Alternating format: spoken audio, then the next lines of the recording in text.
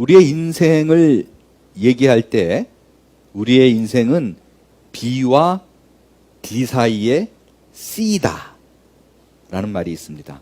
이 말은 사람이 태어나서 죽을 때까지 반드시 그 사이의 모든 일들은 선택으로 이루어진 인생이다 라는 뜻이에요.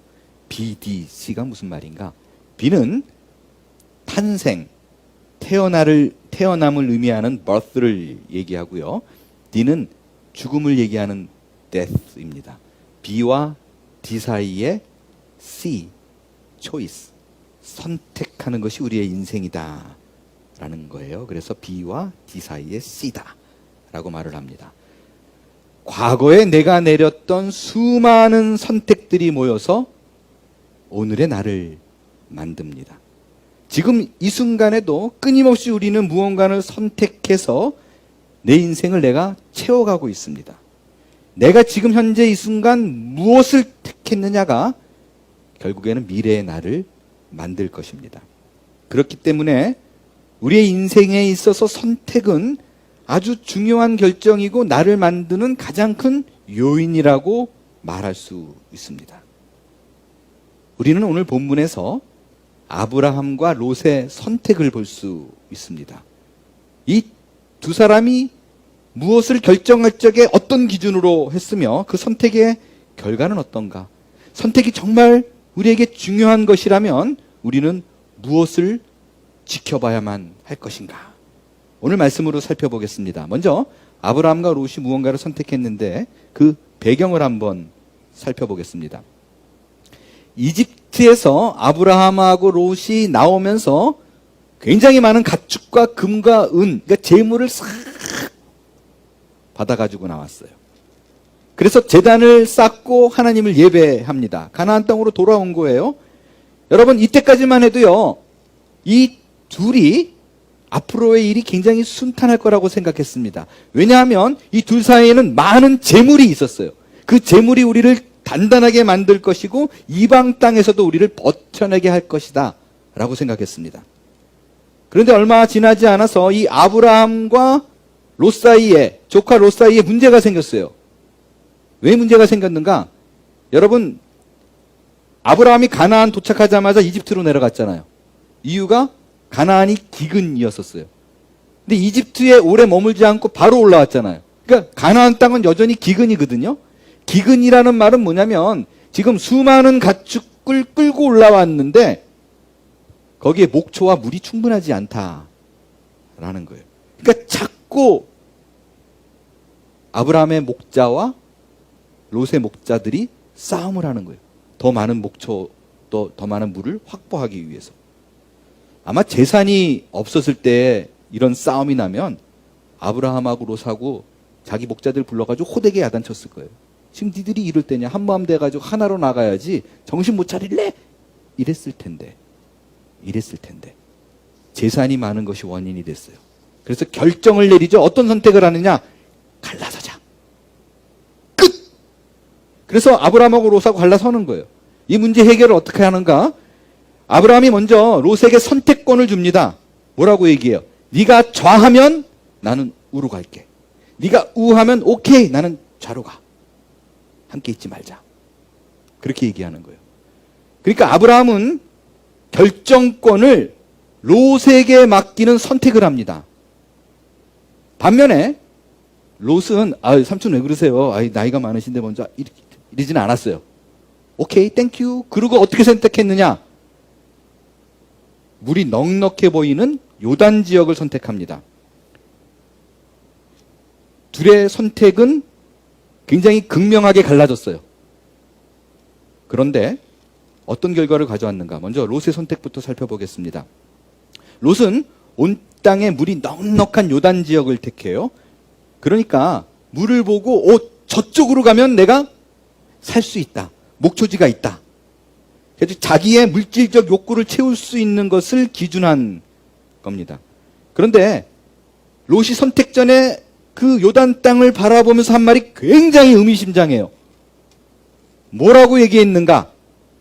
그 땅이 여호와의 동산 같고 애굽 땅 같더라 라고 얘기합니다. 애굽 땅이라는 말의 의미는 풍요를 의미합니다. 여러분 그 나일강 삼각주라고 들어보셨죠? 애굽의 나일강 계곡과 삼각주 지방은요, 세계에서 가장 비옥한 지대 중에 하나입니다. 그림을 보시면 알죠? 이 삼각주예요. 근데 아주 그린해요. 나일강 때문에 그렇습니다. 롯은 물이 있음으로 인해서 얻어낼 수 있는 풍요가 뭔가를 경험한 사람이에요. 그래서 롯이 바로 어떻게 생각했느냐? 애굽 땅 같다라는 것은 풍요를 의미하고 그 풍요는 하나님이 약속한 동산일 것이다라고 결론을 내렸어요. 그래서 애굽 땅 풍요 그러면 여호와의 동산이다. 여러분, 이 롯과 같은 사고는 여전히 오늘을 사는 우리 기독교인에게도 굳건히 자리 잡고 있습니다. 그것은 뭐냐면 풍요, 이거는 곧 하나님의 동산이다. 하나님의 복이다.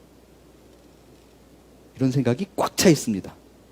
그래서 우리가 예수를 믿음으로써 얻을 수 있는 복의 기준은 무병장수, 만사형통, 사회적 부, 얼마나 성공을 이루었느냐에 따라서 당신은 복이 있는 사람이다, 그렇지 않은 사람이다. 왜 저럴까? 이런 거를 기준 삼습니다. 먼저 여러분에게 드리고 싶은 말씀은요, 풍요는 하나님께서 주신, 허락하신 복이 맞습니다. 하나님이 최초 인간에게 제공되어진 에덴 동산, 그 하나님의 동산은 모든 것 하나 부족함이 없는 풍요로운 것이었었어요. 그래서요, 에덴 동산 그러면 하나님의 동산을 우리가 떠올립니다. 그러나 에덴 동산이 하나님의 동산이 된 거는 풍요롭기 때문이 아니에요. 그곳에 하나님이 함께 있기 때문에 그것이 하나님의 동산이다 라고 얘기한 것입니다. 그렇다면 뭐 부유의 동산이다 라고 얘기했겠죠. 하나님의 동산은 풍요를 의미하는 것이 아니라 하나님이 함께 계신다라는 것이 핵심적인 내용입니다. 풍요는 하나님께서 우리에게 주신 복이 맞아요. 그러나 기독교인들이 누리는 복은 그런 풍요를 통해서 누리는 복이 아닙니다. 하나님이 나와 함께 계시고 나를 지켜주시고 나를 인도하신다는 확신으로 인해서 오늘을 살아낼 때의 넉넉함, 풍요로움, 그리고 어떤 평안함, 그리고 안정감, 그리고 많은 사람들 앞에서 내가 가진 것이 있느냐 없느냐에 상관없는 하나님의 자녀로서의 굳건한 위엄, 이런 것들이 하나님께서 우리에게 약속하신 궁극의 복이에요. 이것을 확실하게 인지하지 못하는 신자에게는 어떤 일이 벌어지느냐? 처음에는요, 롯이 선택을 할 적에 물이 있으니까 저쪽이 좋겠다라고 결정을 하잖아요. 가볍게 시작했어요. 단순하게 시작했어요. 그리고 물 가까이 있는 도시들을 탐방을 해요. 그러다 보니까 차츰차츰 그의 발걸음이 어디까지 갔느냐? 소돔까지 이르렀다라고 얘기를 합니다.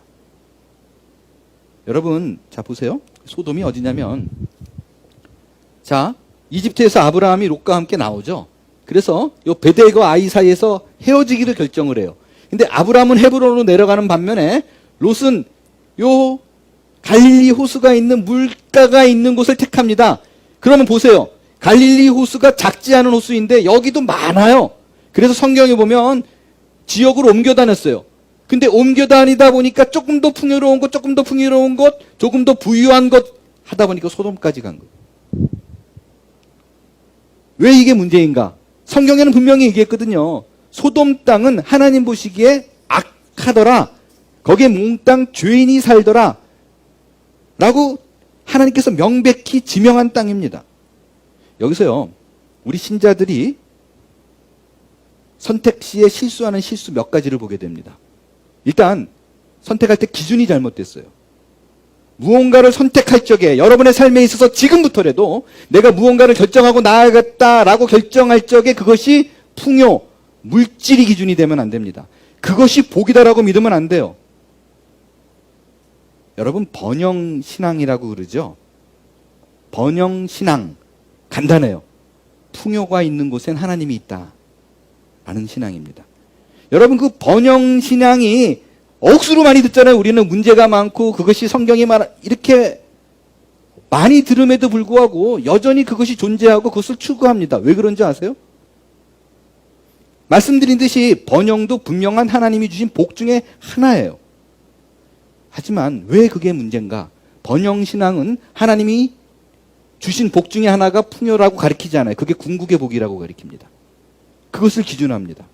그것을 최고의 복이라고 여기고 이것을 기준으로 선택하는 순간 내가 그게 잘못된 길인지 모르고 하염없이 내려가는 거예요. 두 번째로는 이걸 기준으로 삼으면요. 소돔까지 내려가는데 내가 그걸 몰라요. 여러분, 롯이 처음부터 소돔을 기준 삼지 않았어요. 요단강, 저 호숫가요, 물이 있다.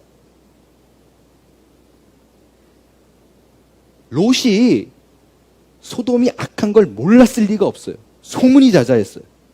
온갖 죄악이 득실득실한 곳이라는 걸 알았어요. 12절의 말씀을 보면요. 그래서 바로 내려가지 않아요. 조금씩 가다 보니까 소돔이에요. 장막을 옮기다 보니까 소돔까지 가는 거예요. 나는 저 소돔이 죄악인 걸 처음에 알아서 들어갈 생각이 없었어요. 그런데 한 걸음 옮기니까 뭐 괜찮네. 한 걸음 옮기 괜찮네 보니까 어느 날 어느 순간에 가장 죄악의 땅 그 한가운데 내가 서 있는 거예요.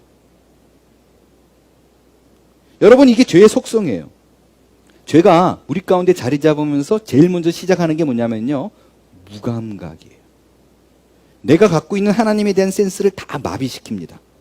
양심이 무뎌지고 감정이 묻어지고 총명함이 사라져요. 사도 바울은 정확하게 이걸 지적합니다. 에베소서 4장 18절에 보면 그들의 총명이 어두워지고 분별력이 없는 거예요. 그들 가운데 있는 무지함과 그들의 마음의 굳어짐으로 말미암아 하나님의 생명에서 떠나 있도다. 아니 분명히 하나님의 생명에서 멀어져 가는데 그걸 모르는 거예요. 괜찮다고 생각하는 거예요. 총명이 어두워져요. 마음이 굳어져요. 이것을 성경이 얘기하기를 번영을 택한 사람에게 나타나는 대표적인 양상이라는 거예요. 여러분, 이 모든 것이 어디서 비롯되느냐? 하나님을 너무 모르는 거예요. 하나님에 대한 무지함입니다.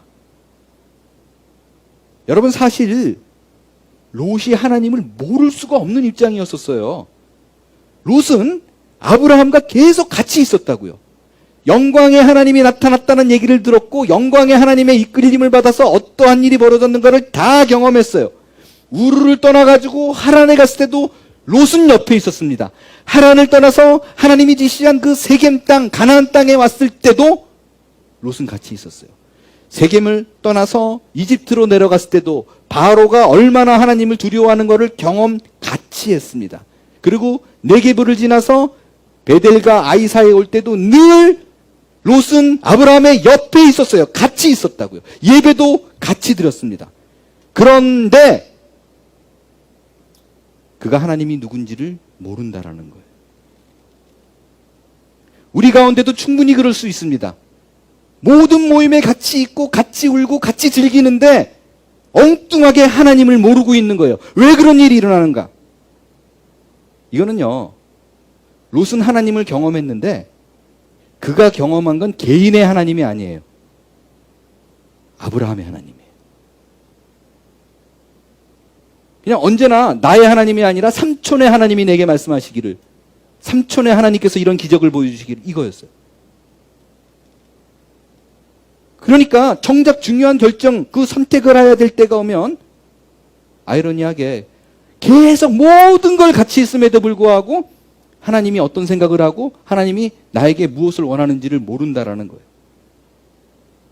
여러분, 이건 우리에게 굉장히 중요한 교훈을 줍니다. 여러분이 오래 신앙생활을 했음에도 불구하고 하나님을 잘 알지 못한다면 그건 내가 믿는 하나님은 성경책 속에 있는 하나님이에요. 부모님의 하나님이에요. 내 배우자의 하나님이에요. 나의 하나님인 것을 경험하지 못했기 때문에 이런 일이 벌어집니다. 여러분, 그 히브리 말에 안다라는 단어가 여러 개 있는데 크게 두 가지 단어가 대표적으로 히브리 사람들이 많이 사용하는 단어예요. 첫 번째가 마키르라는 단어이고 야다라는 단어가 있습니다. 이 마키르라는 단어는 뭐냐면요, 지식적으로 안다는 거예요. 내가 그에 대해서 많은 정보를 가지고 있다. 아는 거죠. 야다라는 말은 뭐냐면 내가 그를 경험해서 아는 거예요. 함께 해서 아는 거예요.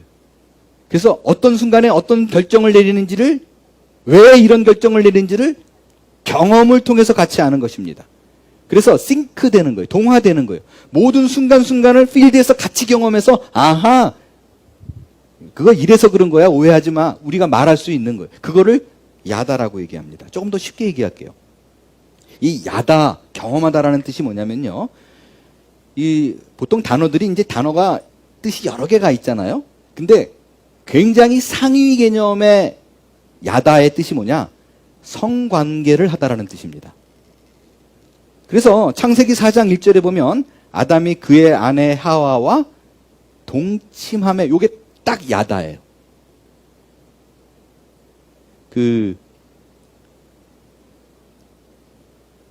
마리아가 그러죠. 내가 남자를 알지 못하는데 라고 얘기하죠. 내가 남자를 경험한 적이 없는데, 관계한 적이 없는데 무슨 애를 낳아, 이런 뜻이라고요. 그래서 아내 하와가 동침함에, 이거를요 킹제임스 버전에는 아담 knew Eve his wife, knew라고 번역했어요.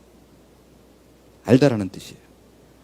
그러니까 성경에서 끊임없이 우리를 향해서 여호와 하나님을 알라, 네가 힘써 여호와 하나님을 알라라는 말의 의미는 뭐냐면, 부부가 동침을 하여서 서로 속속들이 모든 것을 꿰뚫고 알듯이 나와 함께해서 네가 나를 경험해라, 그만큼 깊숙이 알아가라 라는 그런 의미입니다.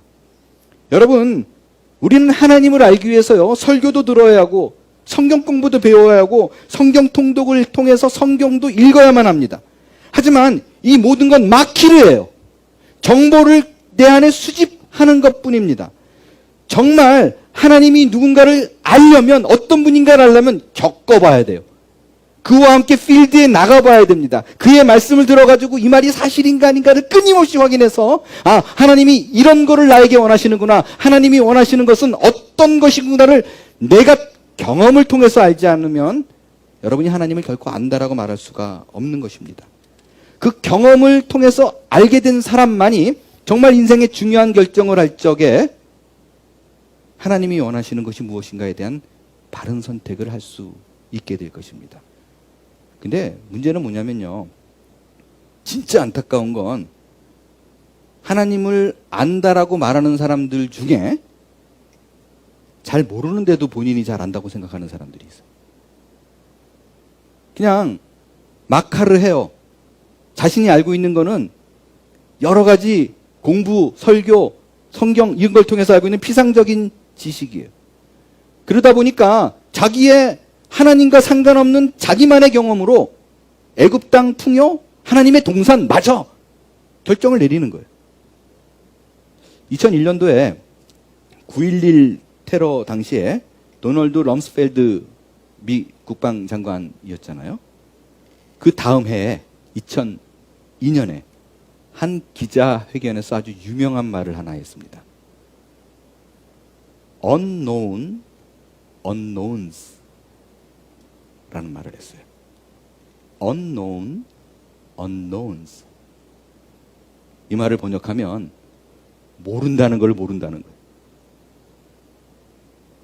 9.11 사태가 이렇게 뭐가 벌어진다는 걸 몰랐기 때문에, 그걸 모른다는 거를 뭔가 좀 이상한데라는 눈치라도 챘으면 안 벌어졌을 텐데, 모른다는 걸 몰랐기 때문에 이런 사태를 막을 수가 없었다라는 그런 뜻으로 사용하면서 알려진 말이에요. 여러분, 내가 모른다는 것조차도 모르면 큰 문제를 만들어냅니다. 근데 더 큰 문제가 있어요. 모르는데 본인이 안다고 생각하는 거예요. 여러분, 롯은 하나님을 따라다녔어요. 아브라함을 따라다녔어요. 그의 곁에 있으면서 하나님이 아브라함을 어떻게 추리하는지 다 봤다니까요. 그래서 하나님은 이런 분이야 라고 결정을 내렸어요. 잘 안다고 생각해요. 본인이 여호와의 동산 같고 애굽 땅 같더라, 하나님을 계속 언급한다니까요. 그러니까 본인이 모른다는 생각을 꿈에도 못합니다. 그래서 그곳에 가면 봐, 하나님이 보여주시잖아, 저 애굽 땅 같은 여호와의 동산에 가면 내가 반드시 성공을 할 것이고 그 성공을 통해서 하나님께서 말씀하신 복과 부를 누리게 될 거야 라고 생각합니다. 그래서 소돔까지 가요. 그래서 롯이 어떻게 됐어요? 성공했어요. 부를 얻었어요. 그가 생각하고 그렸던 그대로 됐습니다. 어떻게 할 수 있어요? 창세기 19장에 보면 롯이 성문 위에 앉아있더라라는 말이 있어요. 이거 룻기에도 그런 표현이 나오는데 성문 위에 앉았다라는 말의 의미는 그 지역의 지도자가 됐다라는 거예요. 유지요 재판관이 됐다는 거예요. 그래서 성문 위에 앉아있으면 사람들이 억울하면 이렇게 찾아와서 얘기를 했어요. 그러니까 여호와의 동산 같기 때문에 그곳이 하나님의 뜻이 있다라고 내려갔어요. 성공할 거라고 생각했어요. 부를 누릴 거라고 생각했어요. 그대로 됐다니까요. 성공한 위치까지 갔어요. 여러분, 우리는 그래도 좀 알잖아요. 왜? 낯선 땅에 와가지고 온갖 고생해서 우리가 우리의 삶을 꾸려나갔던 사람들이니까. 그런데 이 땅에 와가지고 정치인이 되고 높은 위치가 됐다라고 말하면 진짜 노력 많이 한 거잖아요. 수고 많이 한 거잖아요. 롯이 그런 거예요. 소돔 땅에서 그 이방인이라는 그런 취급을 다 물리치고 성공한 거예요. 고생 끝에 그런 성공을 이뤘어요. 꿈을 이뤘어요. 그래서 그가 원하는 성공을 이뤘더니 삶이 행복했는가? 복이 따라왔는가? 롯의 삶을, 소돔에서 고통받는 소돔에서의 롯의 삶을 살펴보겠어요. 뭐라고 베드로후서에서 얘기하냐면 롯이 소돔에 있을 때 고통당했다라고 얘기해요. 의로운 롯이라고 말하는 건 그가 하나님을 잘 믿었다라는 뜻이 아니에요. 다시 말씀드리지만 우리의 구원은 행위가 아니에요. 그가 어떤 택함을 했든지 하나님께서 택한 백성이요 믿음이 있는 자는 의로우기 때문에 의롭다라고 얘기하는 거예요. 근데 끊임없이 하나님 얘기를 하는 걸 보면 롯이 하나님을 버린 게 아니라니까요. 근데 막상 그 땅에 가가지고 성공을 이뤘는데 이 하는 모든 것들이 하나님에 반하는 모습을 보니까 힘든 거예요. 그래서 마음이 상했다라고 얘기를 해요. 평안하지 않았어요. 그의 가정은 어땠을까요? 롯이 천사들로부터 미리 얘기 듣죠. 야, 소돔 땅 멸망할 테니까 네 가족들 데리고 싸그리 성 밖으로 나가. 와! 미리 알려줘서 감사합니다. 그리고 가족들에게 얘기하죠. 사이들에게 여기가 멸망한다. 우리는 모두 다 성 밖으로 나가야 돼. 사이들이 뭐라 그래요? 농담으로 여겼더라. 웃기지 마세요. 그러니까 전혀 어른으로서의 권위가 없는 거예요. 그러면 롯이 소돔 땅에서 끼친 영향력, 다시 말씀드리지만 높은 위치에 올랐어요. 유지였고 지도력을 발휘했었어요. 사회적으로는 성공했어요. 그러나 신앙적으로는 전혀 그의 삶에 아무도 그가 하나님을 믿는, 지금으로 말하면 예수를 믿는 사람인지 몰랐어요. 영향력이 전혀 없었어요. 어떻게 할 수 있어요? 하나님이 소돔 땅을 멸망시키겠다 그러니까 아브라함이 중보기도 하잖아요. 하나님 제발 왜 그러세요? 거기에 의인들이 그래도 50명이라도 있으면 어쩔 건데요. 다 죽잖아요. 그러니까 그래? 그럼 45명, 뭐 40명, 30명, 20명, 10명만 있어도 멸하지 마세요. 그래, 10명만 있어도 내가 멸하지 않을게라고 약속했는데 어떻게 했어요? 멸했어요. 10명이 없다는 얘기예요. 그러니까 그 안에 그의 가족들도 없었다는 거예요. 그 가족이 10명이 안 됐겠어요? 그가 가장으로서 아무런 믿는 자로서의 영향을 끼치지 못한 삶을 살았다는 것입니다. 그래서 그의 마지막, 그가 바랐던 성공을 이뤘던 그의 마지막은 어땠는가? 뭘 남겼는가? 롯의 말년과 그가 남긴 유산들을 한번 살펴보겠어요. 결국에는요, 소돔이 멸망을 해요. 그 말은 곧 거처를 잃었다는 거예요. 아내는 죽고 결국에는 두 딸과 함께 동굴에서 생활을 합니다. 그리고 그 동굴에서 술에 취해서 자기 딸들하고 동침을 하죠. 근친상간을 해요. 그래서 그의 자손들이 나와요. 그 딸들을 통해서. 그의 자손이 누구예요? 창세기 19장 제가 36절부터 읽을게요. 롯의 두 딸이 아버지로 말미암아 임신하고 큰 딸은 아들을 낳아 이름을 모압이라 하였으니 오늘날 모압의 조상이요, 작은 딸도 아들을 낳아 이름을 베남이라 하였으니 오늘날 암몬 자손의 조상이라. 결국에는 롯의 자녀들은 하나님의 자녀 이스라엘 백성들을 끊임없이 괴롭히고 방해하고 저주하는 그런 족속으로 끝나게 돼요. 그 길로 간 거예요. 내가 알지도 못하는데 안다라고 생각해서 내린 그 결정으로 말미암아 그의 잘못된 신앙관으로 내린 결정의 유산은 본인뿐만 아니라 그를 따르는 모두도 사망에 이르게 한다라는 것입니다. 이게 그의 마지막이에요. 그가 남긴 유산입니다. 반면에 아브라함은 무엇을 기준으로 선택했는가, 뭘 남겼는가? 아브라함의 선택의 기준을 한번 살펴보겠습니다. 말씀드린 대로 아브라함은 롯과 갈라서기로 결심을 하죠. 그리고 어디를 가든지 간에 롯에게 쿨하게 양보해요. 네가 좌하면 내가 우하고 우하면 내가 좌하겠다. 당시의 문화로 보면 이 근동 문화는 우리 그 한국 사람하고 비슷해요. 나이 많으면 먼저 우선권이 있어요. 근데 그거를 양보합니다. 어디를 선택할지도 모르는데 양보해요. 어떻게 그럴 수 있는가? 단순합니다. 아브라함은 그동안의 많은 경험을 통해서 하나님이 누군지를 알았어요. 그가 알고 있는 하나님의 지식은 피상적인 지식, 책으로 얻어진 지식이 아닙니다. 누구에게 들어서 얻은 지식이 아니에요. 경험을 통해서 알게 된 지식이에요. 여러분, 하나님이 아브라함, 형편없는 아브라함을 택해가지고 이 친구를 믿음의 조상으로 삼아야겠다라고 작정하셨어요.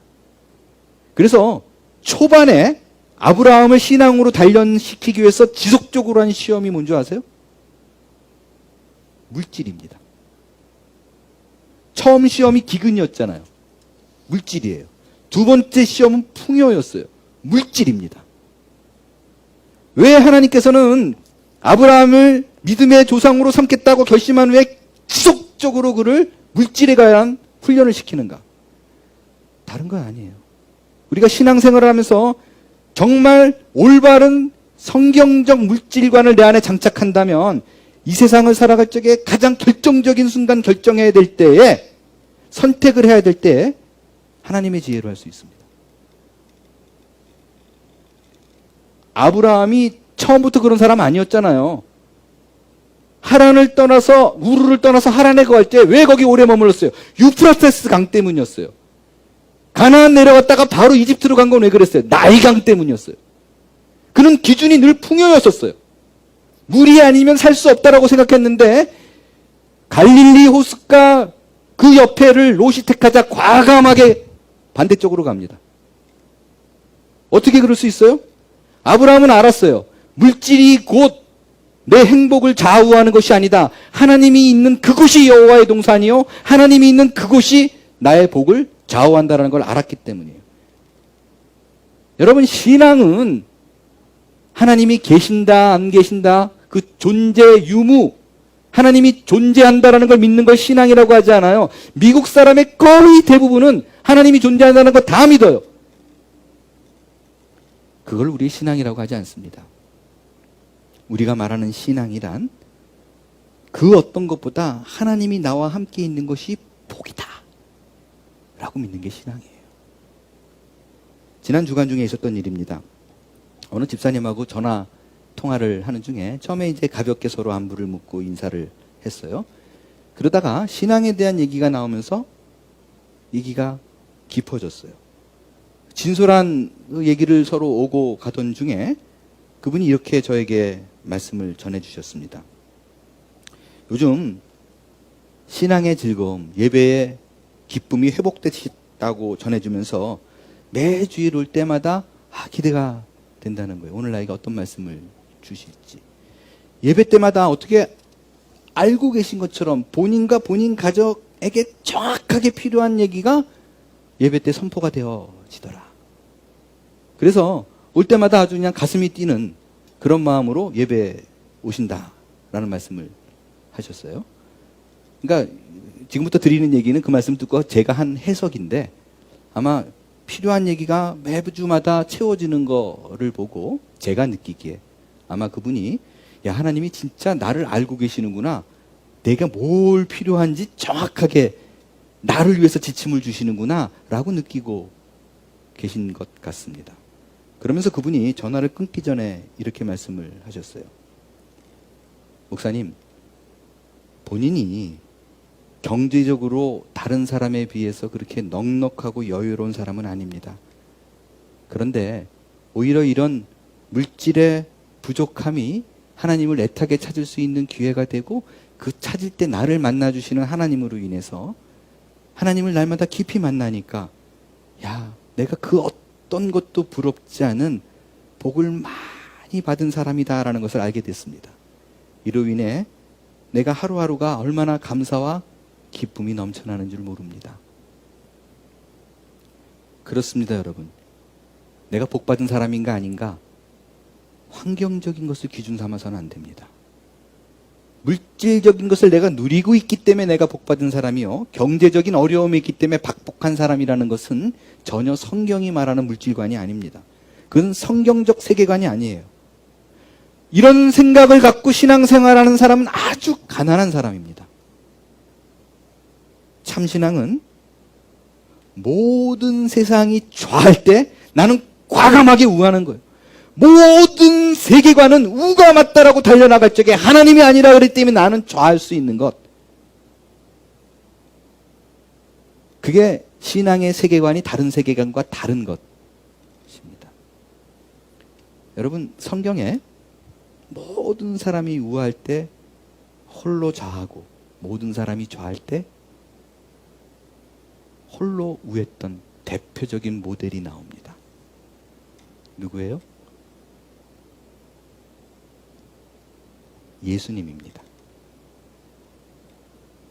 여러분, 세상의 기준으로 보면 십자가는 망하는 거예요. 세상에 지는 거예요. 그래서 제자들이 다 달려나와서 말렸어요. 아니, 왜 그 길로 가시려고 그래요? 안 됩니다.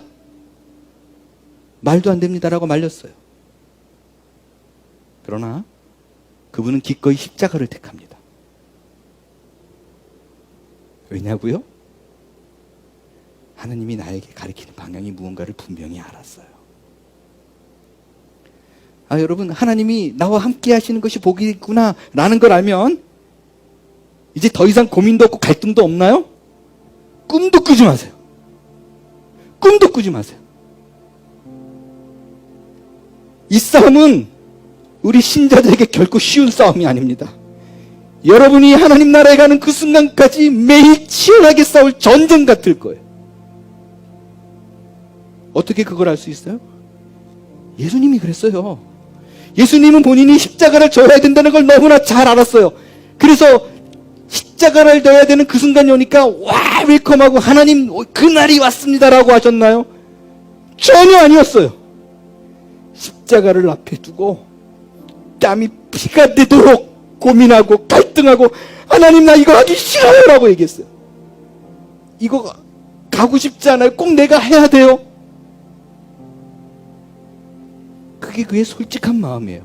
알아도, 뜻인 걸 알아도, 그게 복인 걸 알아도 힘든 거예요. 그러나 그의 마지막 선택은 뭐예요?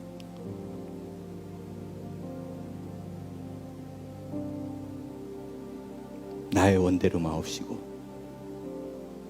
아버지의 원대로 하옵소서. 하나님의 뜻, 하나님이 원하는 거, 그걸 결정하는 거예요. 그걸 선택하는 거예요. 여러분, 이러한 거는요, 지식으로 아는 사람 절대 못합니다. 경험에만 할 수 있습니다. 하나님께서 이건 아닌 것 같은데 하나님 남들 다 이거라 그러는데 아니야 라고 말할 때 순종해본 경험이 있는 사람만이, 그래서 옳다라는 것이 확인된 사람만이 할 수 있는 선택의 결정입니다. 그 십자가는 우리의 선택의 기준, 갈등을 해소하는 가장 기본적인 원칙임을 예수님이 보여주는 거예요. 여러분, 신앙이 깊어진다고 그 십자가가 쉬워지지 않는다고요. 절대로 그렇지 않습니다. 어려워요. 근데 하는 거예요. 그냥 하는 거예요. 십자가의 길은 좁은 길입니다. 희생의 길입니다. 내가 죽는 길입니다. 자기 부인의 길입니다. 그러나 그 십자가 죽음의 길이 나의 삶을 내려놓고 죽음까지 선택하는 그 순간 본질적인 모든 갈등이 해소되는 길이라는 걸 믿을 수 있기를 바랍니다. 그래서 내가 경험한 하나님을 충분히 누리시고 기꺼이 십자가를 택하십시오. 그럴 때 우리 앞에 놓여진 문제들이 내가 내린 십자가 선택으로 인해 나 한 사람뿐만 아니라 나와 함께하는 모든 사람이 생명의 은혜 가운데 만족과 은혜를 누리게 될 줄로 믿습니다. 일어나 찬양하겠어요.